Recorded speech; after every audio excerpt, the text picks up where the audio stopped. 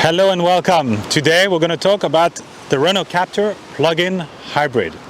So this is a bit new to have a plug-in hybrid here. Usually we're getting like fully electric vehicles, but I think this is interesting to see what it is and how it works, and also to compare it to a regular electric vehicle and see how it compares. So this Captur Hybrid, I'm going to compare it to the Renault Zoe because it's the same brand, it's about the same price, and it's about the same size as well. But you have to know that the actually closer competitor on the Irish market would be the Kia Niro plug-in hybrid. So the Niro plug-in hybrid is a bit bigger, it's a bit more expensive as well, but that would be the closest thing you can get. Back to the Captur. So this is a vehicle that's about 4 meters and 23 in length, 180 in width and 158 in height. So if you compare it to the Zoe, it's about 15 centimeters longer, but it's just 2 centimeters higher, and it's probably just due to the roof bars. And it's 7 centimeters wider, so it's significantly wider than the Zoe. We're going to see in a minute that the interior is quite similar, but these are actually two very different vehicles in the way they've been conceived. This is a brand new platform that was launched 2 years ago with the Clio 5, whereas the Zoe has a much older platform, and we're going to see that there's a few differences based on this. Now, what type of powertrain this has? So it has a 1.6 liter 4-cylinder engine, naturally aspirated, so a good old engine, mated to 2 motors. So there are 2 electric motors, and there is a 4-speed gearbox without a clutch. This is automated, so automatic 4-speed, but there is also a 2-speed gearbox for the electric motor. So it's kind of a complicated system. So I've been driving it for a couple of days now, and it works very differently from let's say a regular hybrid like a Prius, any Toyota system. It's very different. It doesn't have the CVT, but it works in very different ways. The total output of this vehicle is 160 horsepower. So it does 0 to 100 kilometers an hour in 9.9 seconds. It's not super fast compared to the Power. Of course, this is due to the weight of the whole thing. Plug-in hybrids are heavy vehicles, so it's actually a bit slower than the Zoe that has 135 horsepower, despite being more powerful. You see, the weight is really important in there. So this particular version is a launch edition. As you can see here, there's a few bits of color. So there are some stickers here. Also on the wheels you can see this little sticker kind of trim thing. The center of the wheels is blue, so just like on a Zoe actually. And here you've got some badges. It's written E-Tech Plug-in Hybrid. E-Tech is actually the new brand for Renault electrified vehicles, so even a Zoe is branded as E-Tech. Plug-in hybrids and also regular hybrids are also considered as E-Tech. So you see the similar badge as well in the back of the vehicle. This is kind of a mid-high trim. This launch edition is about 31,000 euro. There's a version that's a bit cheaper, the S edition, and that's about it for now. Just be aware that we are in May 2021, and at the end of June the incentives on plug-in hybrid are going to be reduced, so those prices are going to go up a bit. Besides that, it has 18-inch wheels. It has a 2-ton paint job, just like many Capturs, you know that they are most of them diesels actually. Some roof bars, and that's about it. It's an SUV, a bit more than a Kona actually. It's a bit you've got those plastic claddings here and there, and it's go way below here, which is actually good because when you open the door, it protects the seals, so you don't have any dirt going on the seals here. So that's quite good. It's really a way to to show that there's a proper SUV. Now let's have a look at the interior. Okay, so let's talk about the interior of the Captur Plug-in Hybrid. So first you have to know that this is a limited edition. So as you can see, there are blue accents there on the air vent. So that's specific to this version. And also the interior is like fully black with those fake aluminum plastic trim. And there's a black material on the ceiling. So in terms of the cockpit, as you can see, it's quite similar to the Zoe. You've got a 10 inches instrument panel there, and you've got a 9.3-inch vertical screen here. Then you've got the bunch of buttons there. The air conditioning controls are exactly the same, and also is this floating element there with the gear stick. It's actually very nice. This is actual metal. It's not plastic. This is plastic, but this is metal. And you've got storage here and below, just like the Zoe. You can have the wireless charging pad. There's also electric handbrake, couple of cup holders, and you cannot see it, but just behind me there's also an armrest. On the steering wheel you've got the voice control, the phone. You've got here controls to get onto the menus there, because this is configurable. We can talk later about the driving modes. You can control them from here. You also have a cruise control, speed limiter. This version doesn't have it, but you can get adaptive cruise control, unlike the Zoe. So this is an option that this model doesn't have, but you can get it. Then you've got here the lane departure warning. It's not an actual lane assist on this version, but again, you can have it.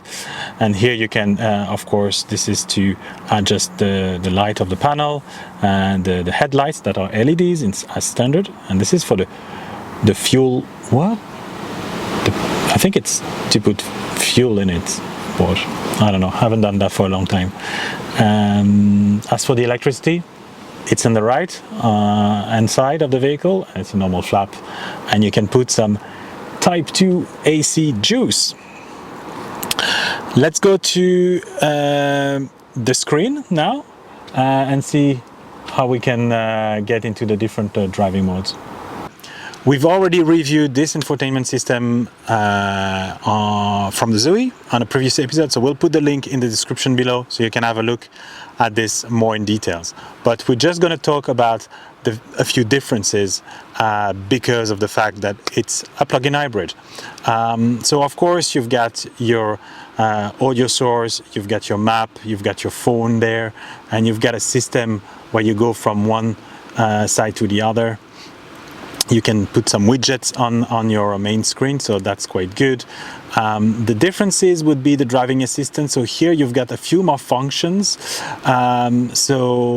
It depends on the options that you have, depends on the vehicle, but in general the Captur has more than the Zoe. And this one you've got the lane warning, lane departure warning. You've got traffic sign recognition, blind spot monitoring, active braking, and distance measurement. So actually there's a little screen on the main dash that shows how far you are from the car in front. So you can of course deactivate and adjust most of those functions. If we go back here, we have the energy flow. So this is also specific to the hybrid. Nothing crazy. You see those arrows going up and down, left, right, and center, so nothing special. Here, that's a widget I've put just to show that you can, of course, set the charge. So you have immediate charging, so whenever you plug the vehicle, it will charge immediately, or you can postpone it. Here, yeah, charging will start at midnight. That's your night rate and a program, no activated program, so I can do that, but you can edit and modify the time, etc. Okay, and edit there, and the program that you have different programs if you want to have different patterns depending on the week. So it's really, you can really get into detail. That infotainment system is quite good for that, to be honest. You can of course workout preconditioning as well. This is possible. You have your calendar here to show you that if you have a complicated setup. Here we're in Malo, you can see it here. The car is connected, so that's also very good. I actually got a pop-up yesterday asking me if I wanted to update over the air the map. So I pressed OK and it started to download the update while I was driving. So that was done automatically, like your phone does. It's quite a good system regarding this. Let's go back here and see My Sense. So My Sense is actually the driving modes. Let's drive it. Yeah. So you've got 3 different modes. You've got Pure, Sport, and My Sense. Pure is 100% electric, so that's what you would use if you're driving as much as possible anyway on only electricity. My Sense, the car does everything, so it will decide if it goes with the petrol engine or with the electric motor or mix of both, or it just does its work. Sport, it will turn on the engine pretty much all the time, so it will always be there if you need the power immediately. So, and it's much more responsive. Those modes, they can be all optioned with this something called eSave. So eSave will actually recharge your vehicle while you're driving if you want to keep a battery kind of full later during your trip. So you can do that as well. And then you can edit the mode. So you can edit the mode. You can see Powertrain here. So here you cannot edit this one because there's nothing there, but here you can edit the lighting. This is the lighting. This car has ambient lighting, so you can change the color, how strong you want it, or if you want to turn this off together, you can change the color. So it's very flexible here. So if you want to turn off the light that's on the charging port, and this one is the light that are on the doors. And you can have it green if you want green. Okay, so let's go back. The cluster, that's the 10 inches in front of you on the steering wheel. This is sport type, so it shows a bit differently than the other modes. You've got eNav off, that's your eco route, whatever you call it in other vehicles, that will optimize efficiency in the navigation system. Steering, so there are 3 levels of steering assists. The car in general has very good steering, better than the Zoe actually. It's much more engaging to drive. There are not huge differences between the 3 different levels of steering, and the center is still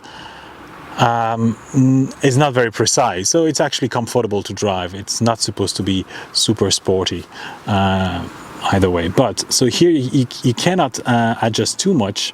It's the same for Pure, but My Sense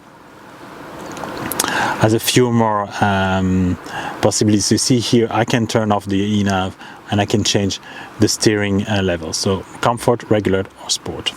So that's about it. So yeah, this is quite interesting. So I've been using the Pure mode and I've done the range test. You'll see in a future video. You can actually almost reach the WLTP range of 50 kilometers, which is good. I did 48, so I was really impressed because the driving conditions were not very good. So that was a great thing. The My Sense is really interesting because, for example, I've just been driving actually today.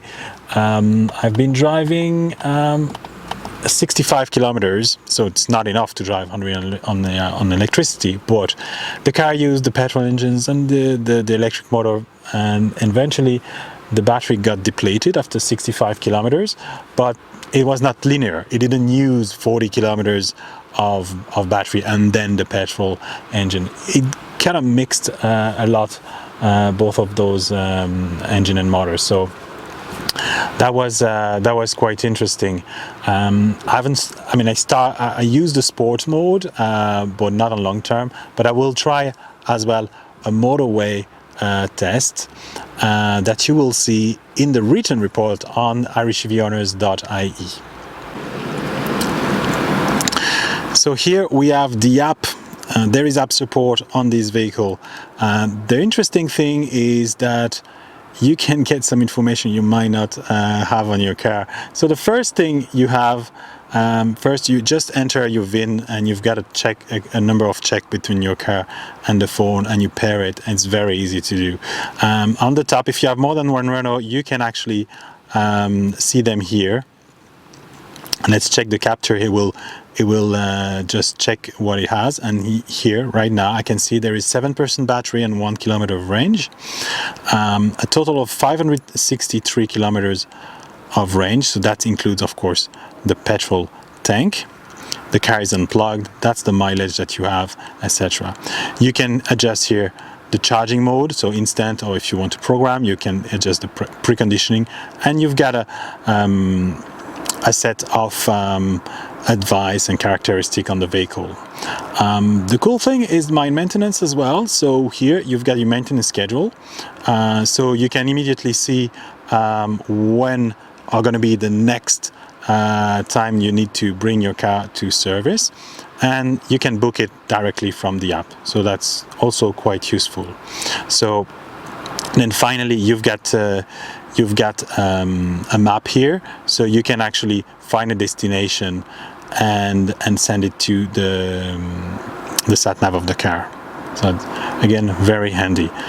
So it's a similar system as on the Zoe. Now let's have a look at the rear seats.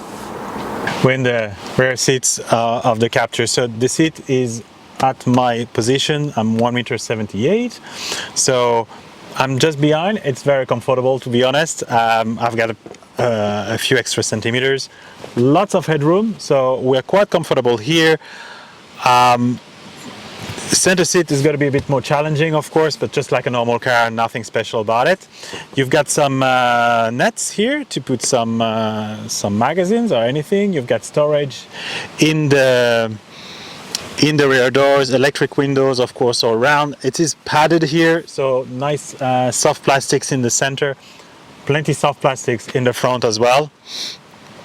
And then the nice thing about this vehicle, you might not be able to see it here, is there is actually air vents in the back, and also one 12-volt sockets and two USB sockets. There are another two USB sockets in front and a 12-volt socket as well. So there's plenty of power for everybody in here. And on top of it, so if you have short legs, this bench can actually move. So if you don't have anyone in the back and you want to give a lot of space in the boot, you can do this. Or if there's a short person in front and you have children in the back, you can do also this. So that's quite handy, and it will just improve the sides in the back. So it's quite nice to have this sort of versatility in a vehicle. So thumbs up for that.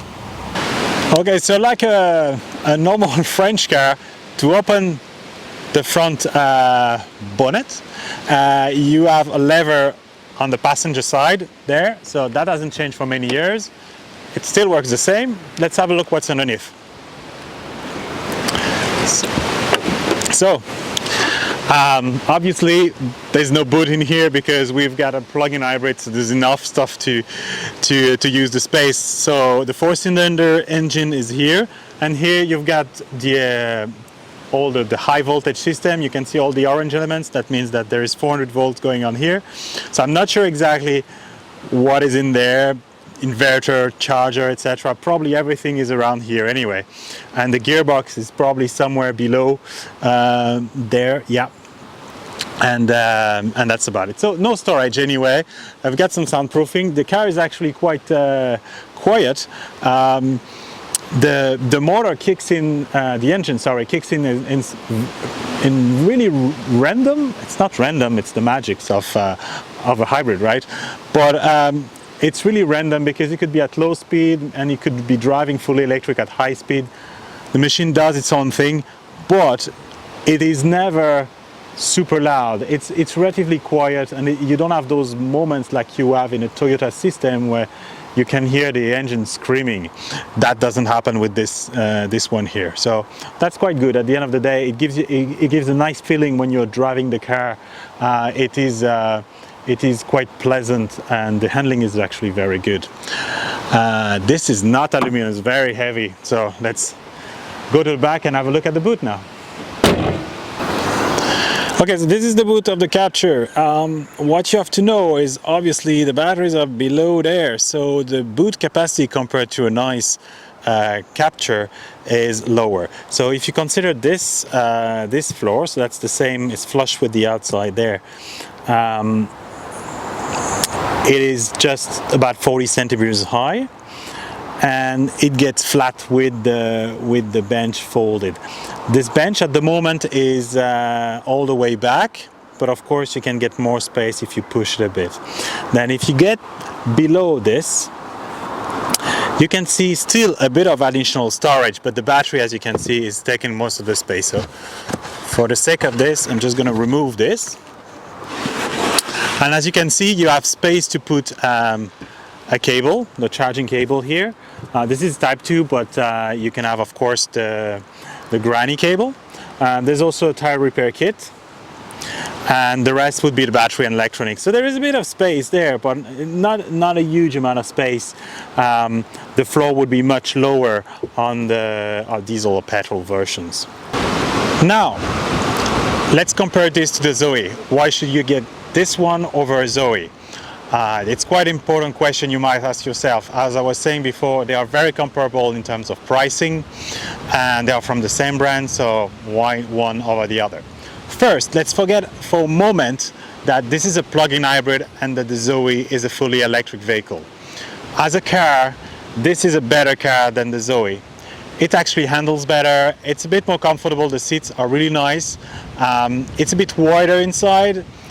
It's just a nicer car. You can see that this is a more modern design compared to the Zoe, which is a heavy facelift of a vehicle that was launched almost 9 years ago now. So that makes kind of sense. Nothing bad about the Zoe, but you have to think that this is a superior car. Now, of course, the question is, should I get a plug-in hybrid and should I get an electric vehicle? So what I'm going to answer you here now is not only valid for the Zoe versus the Captur, is true in general about plug-in hybrids. It's a bit difficult to find a good business case for plug-in hybrids because you need to be a person that drives enough on a day to justify the mileage. So maybe you have a commute of 20, 30, 40 kilometers, then it's okay because you do your electric kilometers from Monday to Friday. And then the weekend, you want to take advantage of this vehicle by doing long distance trips. So if you're not doing long distance trip on weekend, then probably a purely electric vehicle is good enough for you. So you might be allergic to the public infrastructure, then of course you can live with this and use a lot of electric kilometers by only using petrol station when you're away and your home charger when you want to charge at home. But why not using the public infrastructure? So it really depends what you want. If you're scared of electric vehicles and you have range anxiety, I think plug-in hybrids are a good way to get into it and to get used to plugging a car and using the electricity as much as possible. But it's really a temporary status. So know that this is a very good car, so we can say this is not good, this is better than diesel, better than a petrol vehicle. So do get this if you want over a petrol or diesel, and if you're scared of getting full electric. But a full electric vehicle is probably a better choice in general. It's a bit difficult to find a reason not to get a fully electric vehicle compared to this. Now, if you want to compare to other plug-in hybrids, as I was saying earlier, the Niro plug-in hybrid is the similar vehicle, similar in terms of quality, but a bit bigger, more room inside and more room in the boot as well, but a bit more expensive. There's not much cheaper. That's the cheapest SUV you would find. Kia has the Ceed, but that's a hatchback, so this is actually slightly cheaper than the Captur. But in terms of SUV, that would be the cheapest plug-in hybrid vehicle, and it's actually quite good. You've got a nice screen, you've got the app support. It's a very good technology, so it's a good vehicle overall. And if you compare to a Renault as well, Renault has another vehicle which is the Megane Estate. So if you don't like SUVs and you prefer estate cars, not many of us prefer estate cars over SUVs. I prefer estate car myself. There is the Megane Estate with the same powertrain and about the same price as well, but of course it's longer, it's a bit lower, the boot is huge, and this could be an option as well over the Captur Plug-In Hybrid. So I hope you like this review. You can read more soon about the Captur Plug-In Hybrid on our website, irishevyowners.ie, and please give us a like and of course subscribe to our channel. Thank you very much. Bye bye.